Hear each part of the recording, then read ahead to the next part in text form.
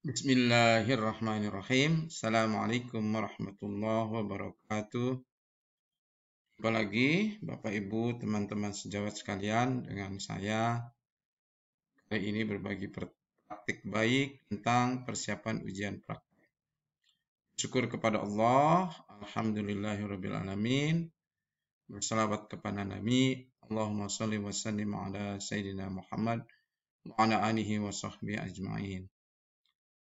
Ya, sebelum saya lanjutkan, saya menyampaikan terima kasih kepada teman-teman, terutama pengurus MGMP jika JS1 yang melibatkan menghubungi saya untuk bisa berbagi praktik baik. Sekaligus saya mohon maaf karena memang kondisinya memang dirasa sulit ya. Saya tidak bisa hadir ya. Saya memiliki beban mengajar yang sangat mungkin bisa overload nih seusia saya 35 JP setiap hari tidak kurang dari 8 jam, bahkan ada yang sampai 10 jam pelajaran. Jadi hari Rabu ini saya 9 jam pelajaran ngap-ngapan nih ya. Jadi mohon maaf. Karena itu saya melalui berbagi praktek baik melalui rekaman ini saja. Baik teman-teman sekalian, subjek yang ingin saya ajak diskusi kepada teman-teman. Yang pertama tentang mengapa kita perlu ujian praktek ya. Terus apa yang diukur atau diujikan pada ujian praktek, bagaimana persiapannya, bagaimana pelaksanaan, bagaimana menilainya. Jadi apa yang saya sampaikan mungkin sebatas konsepsi implementasi yang saya coba ramu dari berbagai sumber untuk pelaksanaan ujian praktek ini. Baik, pertama ini memang banyak jadi pertanyaan, apakah di kurikulum Merdeka atau kurikulum 2013 yang menggunakan cara pandang kurikulum Merdeka itu perlu ujian praktek ya. Di buku panduannya kelihatannya tidak pernah disinggung ujian sekolah bahkan ya. Jadi diingatkan kembali bahwa dalam struktur hukum negara kita itu ada undang-undang, ada peraturan pemerintah, ada peraturan menteri, mungkin ke bawahnya ada surat keputusan dan sebagainya. Jadi sebetulnya ada ya Bapak Ibu, itu di Undang-Undang Sisdiknas nomor 20 tahun 2003 pasal 61 ayat 2 berkaitan dengan ijazah. Jadi kurang lebih ijazah itu diberikan kepada mereka yang telah melewati satuan pendidikan melalui ujian yang diselenggarakan oleh satuan pendidikan.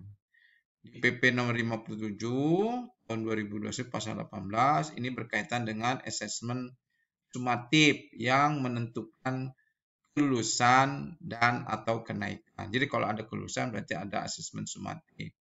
Begitu juga Permendikbud nomor 21 tahun 2022 pasal 9 juga mengatakan bahwa asesmen sumatif itu salah satunya untuk kenaikan dan kelulusan. Jadi untuk kelulusan. Nah, asesmen sumatif itu terminologi sesuai dengan fungsinya.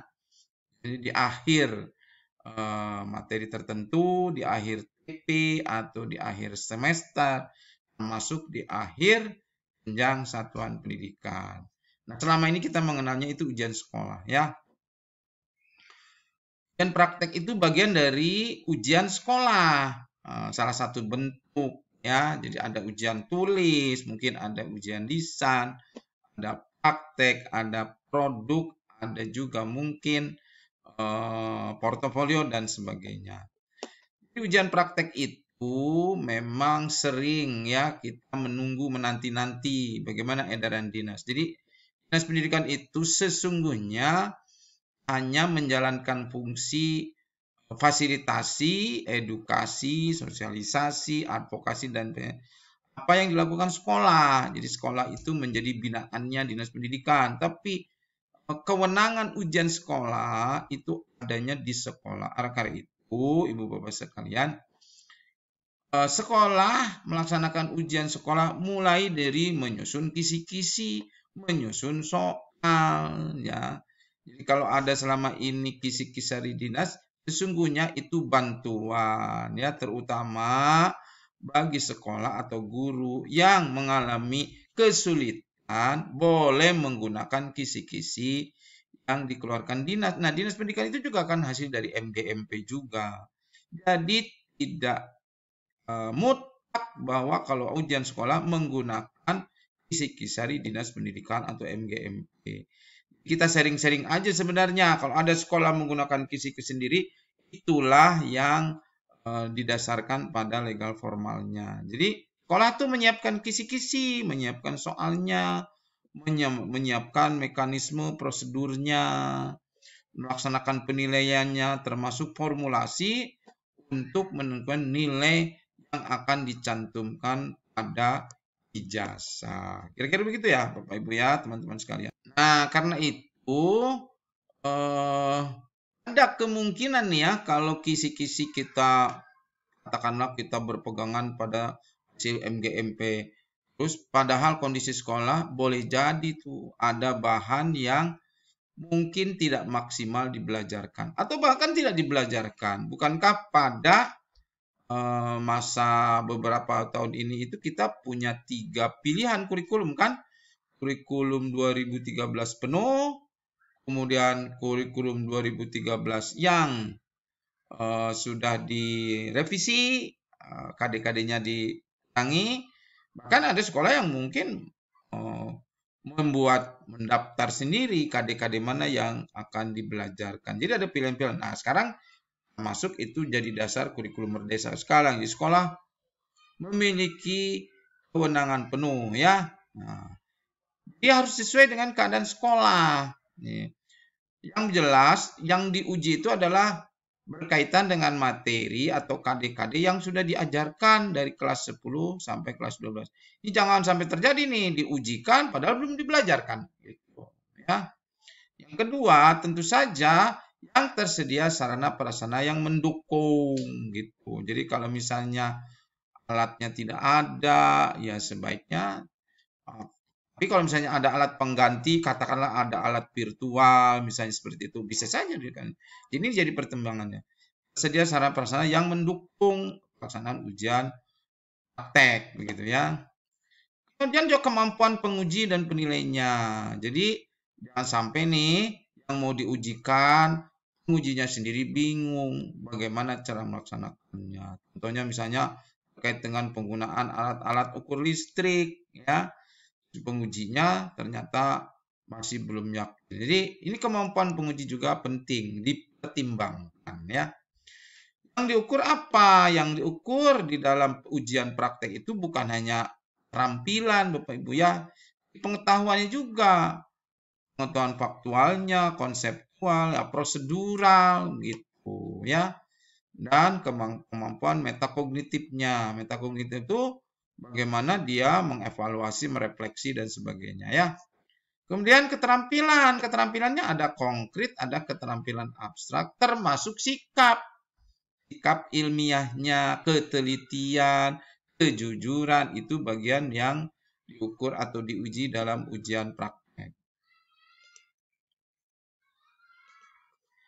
Nah, kemampuan apa yang bisa diukur dari siswa? Jadi, pertama mengenali dan menggunakan alat. Jadi karena itu alatnya mulai diidentifikasi, cara menggunakannya bisa, laksanakan instruksi kerja.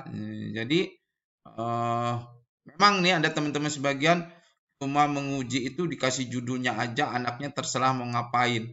Wah, itu menurut saya sudah bagus. Pengalaman saya di Cambridge itu sebenarnya ini bagian dari pengetahuan prosedural ya. Jadi agak jelas aja instruksinya disediakan, anak-anak tinggal mengikuti saja begitu. Boleh juga begitu. Jadi kalau dibebaskan begitu malah arahnya mungkin Bapak Ibu cara mengukurnya agak lebih sulit gitu ya. Kemampuan mengukur ya. mengukur kemampuan menyaji data. Ada tabel ya. Jadi menyaji dalam bentuk tabel, grafik, mungkin ya Bapak Ibu ada juga yang sampai ke persamaan regresi. Menafsirkan data tabel, data grafik. Nah, di antara ini nih ada kemampuan pengetahuan, ada keterampilan, ada sikap ya. Kemampuan menyimpulkan gitu ya. Kemudian kemampuan menggunakan teori terkait.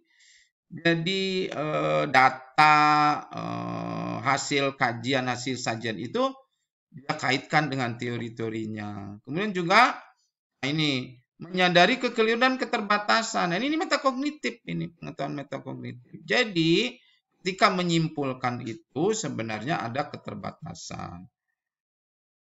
Menunjukkan ketelitian, kejujuran, termasuk pada memahami betul variabel penelitian, mana variabel bebasnya, mana variabel terikatnya, mana variabel terkontrolnya. Sehingga variabel penilaian itulah yang menyadarkan anak-anak kita semua tentang keterbatasan dan resiko kekeliruan dari eksperimen kita. Lalu apa yang perlu disiapkan untuk melakukan ujian praktek? Yang pertama, Bapak Ibu sesuai dengan ya mudah-mudahan sih menguasai betul ya KD dari kelas 10 sampai kelas 12. Ya, untungnya saya itu guru tunggal gitu loh. Jadi saya ngajar kelas 10 saya, kelas 11 juga saya, kelas 12 juga saya.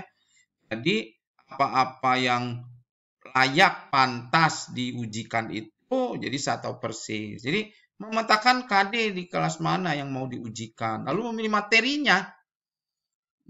Misalnya di kelas 10 itu kan seluruhnya kalau KD yang penuh itu kan ada 11 KD ya. Di kelas 11 itu ada 12 KD. Kemudian di kelas 12 itu ada 11 KD. Jadi jumlahnya 34. Nah, jangan-jangan dari 34 itu tidak 34 KD dibelajarkan. Misalnya hanya ada 30. Nah, berbagai macam pertimbangan begitu kan. Nah, di antara 30 mungkin saja ada 10, ada 6 atau berapa, dipilihlah materi yang diambil dari kelas 10, 11, 12. Tidak perlu juga memakai yang lebih banyak di kelas 10, 11, 12. Tidak, silakan saja sesuai dengan urgensinya. Nah, kalau udah baru menyusun kisi-kisi ya. Menyusun kisi-kisi, lalu menyusun soalnya. Gitu. Di dalam kisi-kisi ini kan nanti ada indikator soal. Lalu dibikin soalnya. Nah, jangan lupa tahapan persiapan itu anak-anak berhak mendapatkan sosialisasi tentang apa? Kisi-kisinya apa-apa. Nah, mungkin soalnya belum ya. Kemudian persiapan juga uji coba alat. Jangan-jangan nih alatnya terutama alat-alat elektrik itu bisa saja tidak berfungsi. Jadi diuji coba tuh yang ini dan mungkin sekaligus latihan dalam rangka latihan kembali memperlancar penggunaan operasional alat. Bukan latihan sesuai soal ujian untuk dibocorkan. Kurang lebih begitu ya Ibu Bapak. Nah, bagaimana pelaksanaannya? Gitu. Jadi pada prinsipnya Bapak Ibu kalau sudah menyiapkan berapa jumlah soal, itu soal itu pada prinsipnya akan diujikan kepada semua siswa, bukan per orang, bukan siswa yang ini, siswa itu tidak ya kesempatan yang sama. Jadi 5-5-nya atau 7-7-nya ada apa? Nah itu udah nyiapin gitu. Mungkin karena waktu terbatas, mungkin hanya anak mengerjakan 1, hanya mengerjakan 2, tapi pada dasarnya anak siap mengerjakan sejumlah soal, apakah itu 5 atau 7 atau 10 dan sebagainya.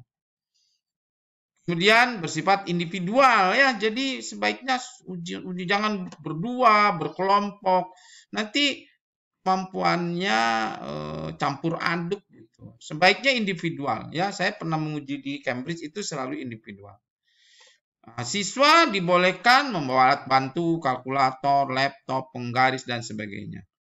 Oke, Bapak Ibu, berkaitan dengan menguji, ya, ini ujian praktek itu diuji atau diawasi sekaligus mengawasi minimal itu 2 orang, ya, karena untuk mereduksi kemungkinan faktor apa ya, memperkecil lah ruang kekeliruan menilai begitu ya, karena mungkin faktor subjektivitas dan sebagainya. Penguji itu harus menyiapkan alat dan merapikan kembali ya, karena boleh jadi itu selesai, memang sudah menyampaikan, tapi untuk sesi berikutnya itu penguji lah yang harus merapikan kembali. Uji itu mengamati dan menilai. Jadi mengamati, menenangkan kalau ada anak yang panik gitu, kemudian mungkin ada alat yang rusak, kemudian sekaligus juga menilai melalui pengamatan ya. Membantu jika diperlukan, ya, membantu jika diperlukan. Jadi jangan juga dibiarkan anak yang panik, kemudian ada alat rusak, dibetulkan. Tentu saja termasuk mungkin ada yang mengoperasikannya menjadi kaku dan kalau dan sebagainya. Tentu saja ini bagian pertimbangan dalam menilai. Jadi nanti ada anak yang memiliki kemampuan tanpa bantuan, ada yang mampu dengan bantuan, begitu. Ada yang mampu sangat baik, ada yang mungkin tidak mampu, gitu. Karena kan penilaiannya mungkin menggunakan skala 1, 2, 3, 4 dan sebagainya. Lalu bagaimana menilai ujian praktek ya? Bapak Ibu bisa menggunakan teknik yang bermacam-macam. Salah satu teknik yang biasanya digunakan adalah teknik amatan atau observasi. Terobservasi terhadap apa? Kinerja, kemampuan dia melakukan pekerjaan sesuai dengan instruksi, ukur dan sebagainya ya. Observasi tentang sikap-sikap teliti, sikap cermat, ya, sikap jujur, menggunakan checklist terhadap hasil, ya, menilai checklist atau menggunakan skala-skala yang ditetapkan pada saat pedoman penskoran atau penilaian atau bentuk lainnya. Aspek yang dinilai jadi bermacam-macam. Mungkin yang ini yang sederhana. Dinilai itu pada saat persiapan, pada saat pelaksanaan, maupun pada hasilnya. Contoh misalnya pada saat persiapan ujian ya, sudah disampaikan bahwa ada beberapa yang harus dibawa, misalnya membawa peralatan dan kelengkapan.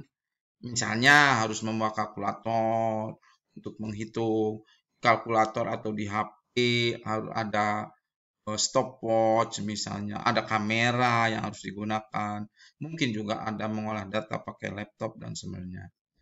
Kehadiran tepat waktu ini jadi bagian dari persiapan anak-anak. Misalnya kelengkapan apa tuh kartu ujian, misalnya kalau ada kartu ujian, atau tanda pengenal dan sebagainya.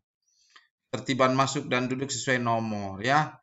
Ya, ini disampaikan ini aspek yang penilaian ini termasuk pada saat sosialisasi ke anak-anak.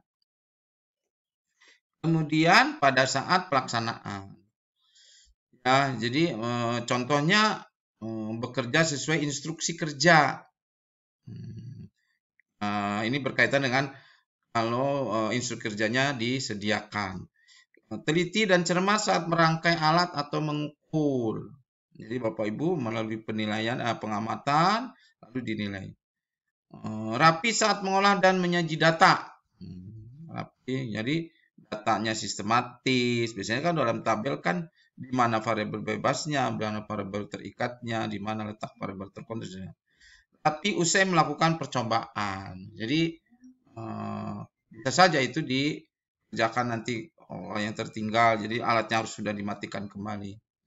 Kait hasil. Nah, jadi lembar kerjanya itu nanti hasilnya ya, antara lain misalnya alatnya itu dia bisa memberikan nama alat itu apa begitu. Jangan-jangan itu statip misalnya, ini patrol bertangkai misalnya, kemudian rem dan sebagainya.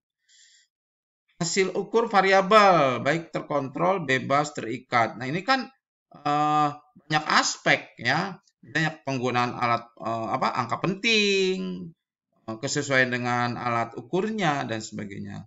Kemudian sajian data tabel, grafik kalau ada regresi. Jadi ini hasilnya itu dilihat hasilnya. Waktu dia membuat tabel bagaimana, waktu hasil grafiknya gimana hasil regresinya. Tafsiran data, tabel atau regresi. Kajian teori yang relevannya. Apa teori yang relevan terkaitan dengan percobaan ini? Kesimpulannya termasuk misalnya refleksi evaluasi, misalnya apa kekurangan, kelemahannya, apa kekeliruan yang mungkin terjadi, berapa besar errornya, kemudian bagaimana cara memperbaiki kekeliruan yang tadi sudah diprediksi bakal atau mungkin terjadi. Nah, ini Bapak Ibu contoh kisi-kisi ya. Yang penting di dalam kisi-kisi itu ada indikator soal. Ini boleh dilengkapi Bapak Ibu. Ini kompetensi dasar, mungkin ada misi tambah materi gitu ya, boleh silakan ya. Memprediksi tatapan gerak parabola dan makna fisisnya. Ini kan berarti gerak parabola kalau materinya kan. Itu. Kemudian indikator soalnya, sediakan aplikasi PET. Siswa dapat melaksanakan eksperimen virtual gerak parabola dengan menerapkan prinsip gerak parabola sesuai langkah prosedur. Berarti langkah prosedurnya disediakan gitu ya. Yang disediakan dengan teliti, cermat, dan jujur. Aspek yang dinilai, pengetahuan alat dan bahan. Ini beri skor 5. Nah, ini mestinya dideskripsikan. Apa saja 5 itu? Bisa saja ini alat dan jumlahnya, kan begitu ya. Alatnya misalnya ada 5, ada 4, ada 5, dan seterusnya. Ini dibikin rubriknya pada saat begitu ya. Kemampuan menggunakan aplikasi PET. Nah, ini contoh jumlah. Ini jumlahnya kalau nggak salah 1, 2, 3, 4, 5, 6. Berarti nanti jumlah skornya ini, jumlah skornya 30 kan begitu. Sehingga nanti waktu menilai kalau skornya 25, berarti kan 25/30 kali 100 kan begitu. Ini dari apa? Ini dari sisi aspek hasil begitu. Contoh berikutnya ini membuat dan menguji proyek sederhana yang menerapkan prinsip dinamika fluida. Ini berarti kan fluida dinamik kan gitu. Fluida dinamik mungkin tepatnya apa ini? Mungkin asas Bernoulli ya. Nah, ini kalau di garis miring materinya ya kan gitu. Indikator soalnya siswa dapat melakukan eksperimen dan seterusnya. Termasuk ini juga aspek yang dinilainya, indikator soal, aspek yang dinilai dan seterusnya. Ini contoh soalnya. Jadi soalnya rumusan soal karena ujian praktek ya, karena uji praktek rumusan soalnya dalam bentuk perintah melaksanakan.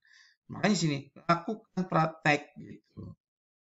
Jika bukan apa yang dimaksud, bukan jelaskan apa maksudnya, itu bukan praktek itu. Jadi lakukan praktek. Ini contohnya percobaan gerak parabola dengan aplikasi PET dan langkah kerja yang disediakan dengan mempertimbangkan ketelitian, kecermatan, kelengkapan, dan kerapian dalam praktek. Jadi ada perintah, tulislah alat dan bahan virtual yang diperlukan disertai dengan jumlahnya. Nah, gitu contohnya. Kemudian nomor 2, bukalah aplikasi PET dan buat rangkaian percobaan seperti gambar di bawah ini. Ya, pilih sudut peluncuran 0 derajat, ketinggian awal H0 dan kecepatan awal V0, kemudian luncurkan dan catat jarak mendatar S, tempat jatuh bola dengan meteran yang tersedia. H0-nya berapa? Nah, ini meter, V0-nya berapa meter per sekon, dan S-nya berapa meter. Nah, tentu saja ini pada saat menggunakan ini sesuai dengan ketelitian alat ukur, sehingga kita juga bisa menerap konsistensi anak menggunakan angka penting di sini. Nah, contohnya skor yang tadi itu ditulis di sini 5. Ini skornya 5 misalnya. Ini tadi kan ini skornya udah ada juga. Nah, jadi ini nanti kalau Bapak Ibu mengoreksi maksimumnya mungkin anak itu dapatnya 4 gitu ya. Ini perolehan, ini skor perolehan. Begitu. Nih, soal berikutnya ya. Lakukan percobaan dan mengubah ketinggian H dan menggunakan kecepatan awal tetap dan sudut peluncuran 0 derajat. Ukur jarak lemparan setiap percobaan, kemudian isi data ke dalam tabel. Nah, ini kan sesungguhnya ini variabel bebasnya. Ini variabel terikatnya, anak suruh mengolah. Jadi menyaji data, mengolah data, lalu buatlah grafik dengan H sebagai sumbu X dan X kuadrat sebagai sumbu Y. Iya, ini memudahkan anak. Anak ini bebas, ini variabel terikat. Begitu. Tentukan nilai gradien grafik dan seterusnya. Lalu soalnya dilanjutkan, apa variabel bebasnya, variabel terikatnya, variabel terkontrolnya. Nah, ini salah satu akurasi. Jadi saya dapat pengalaman mendapatkan training di Cambridge tahun 2007 di Kuala Lumpur. Saya dapat ilmu, ya saya terapkan di ujian ini. Jadi Cambridge itu selalu menggunakan konstanta-konstanta yang sebenarnya konstanta ini akan berulang kepada variabel terkontrol. Jadi variabel terkontrol yang pernah digunakan. Nah, ini nanti mungkin diskusi untuk itu. Ini contohnya, saya ada beberapa. Nah, ini kan yang metakognitif. Tuliskan sekurang-kurangnya 2 penyebab kemungkinan menimbulkan kesalahan yang terjadi pada percobaan. Ya, jadi ini kemampuan melakukan refleksi dan evaluasi. Tuliskan saran agar kesalahan itu dapat diminimalisir. Ya, ini kan pengetahuan metakognitif ini sebetulnya. Anak bisa melakukan refleksi dan evaluasi, menyadari betul keterbatasannya. Nah, mungkin saya memberikan contoh-contoh bukan untuk ditiru atau apa. Kira-kira mungkin ada manfaatnya. Jadi saya share contoh soal, contoh format penilaian, kemudian ada contoh kisi-kisi, termasuk ini contoh bahan sosialisasi atau informasi yang berguna buat anak-anak yang mau ujian praktek. Nah, maksud ujian praktek itu apa, lingkup materinya apa, kemudian juga prosedurnya apa, ya.